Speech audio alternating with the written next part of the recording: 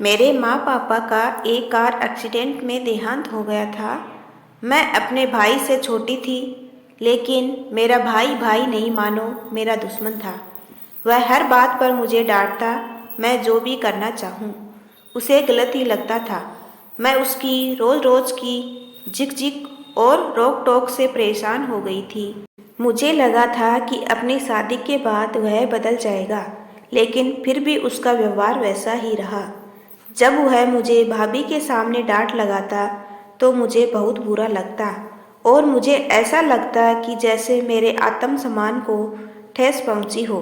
मैं मन ही मन अपने भाई को बहुत कोसती रहती, हमेशा यही सोचती रहती कि न जाने कब पीछा छूटेगा इस शैतान से। जब भाभी का भाई उनसे मिलने आता तो ऐसा लगता कि जैसे वह उनका बड़ा भाई नहीं पिता हो। वह भाभी से बड़े ही प्यार से विनम्रता से बात करता और भाभी के लिए कुछ ना कुछ उपहार जरूर लेकर आता और जाते हुए भी भाभी के सर पर प्यार से हाथ फेरता और भैया से कहता। देखकर यही सोचती रहती कि काश मेरा भी भाई ऐसा होता तो कितना अच्छा होता। मैं मालिक से रो रो कर यही प्रार्थना करती कि उन्होंने मेरे पिताजी को इतनी जल्दी ऊपर क्यों बुलाया, क्योंकि मेरा भाई तो मेरा पिताजी बनने के लायक ही नहीं था। पढ़ाई पूरी होते ही मेरे लिए रिश्ते आने शुरू हो गए और बहुत ही अच्छे घर से मेरा रिश्ता तय हो गया। जब भाई ने मुझे उस रिश्ते के बारे में पूछा तो मैंने झट से हाँ कह दी, क्योंकि मैं मन ही मन में बहुत खुश थी कि अब इस भाई से मेरा पीछा छूटेगा। इतने ताने और रोक टोक मुझे और सहने नहीं पड़ेंगे। शादी की तैयारियां जोर शोर से शुरू हो गई। मेरा भाई आगे बढ़ चढ़कर सारे काम करता। उसकी तो सारी काया ही पलट गई थी। मुझे तो अपनी आंखों पर यकीन ही नहीं हो रहा था कि यह मेरा भाई है, लेकिन फिर मैंने सोचा यह जरूर रिश्तेदारों के सामने दिखावा कर रहा है और यह बताना चाहता है कि यह मेरा कितना ख्याल रखता है, बिल्कुल मेरे पिता की तरह, जबकि सच्चाई तो मैं ही जानती हूँ। खैर मेरी शादी हो गई।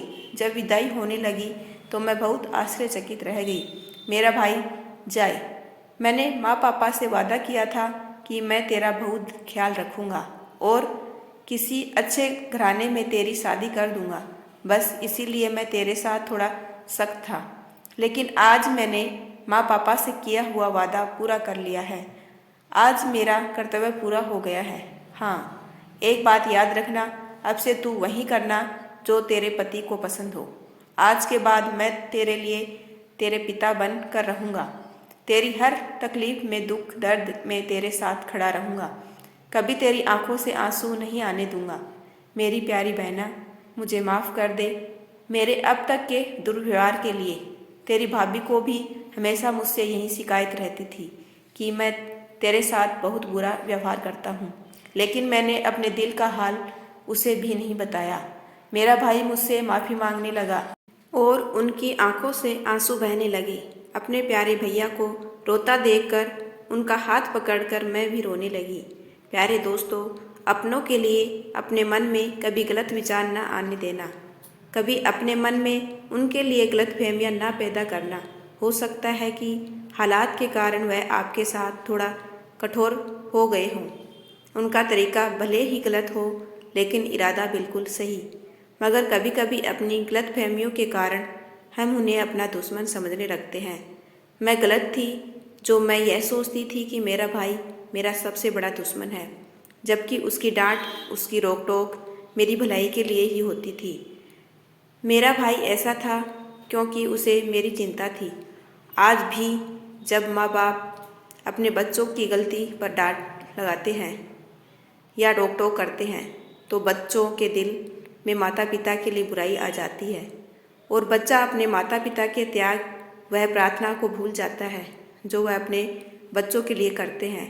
लेकिन मैं बच्चों से यही कहना चाहूँगी, एक समय के लिए रुक जाओ और सोचो, तो आप यह समझ पाओगे कि अपने माता पिता की रोक टोक सिर्फ और सिर्फ आपकी भलाई के लिए ही है। उन्हें गलत ना समझो और ना ही अपने मन में उनके लिए कोई गलत विचार लाओ। ऐसे ही वीडियो देखने के लिए चैनल को सब्सक्राइब कीजिए। Thanks for watching.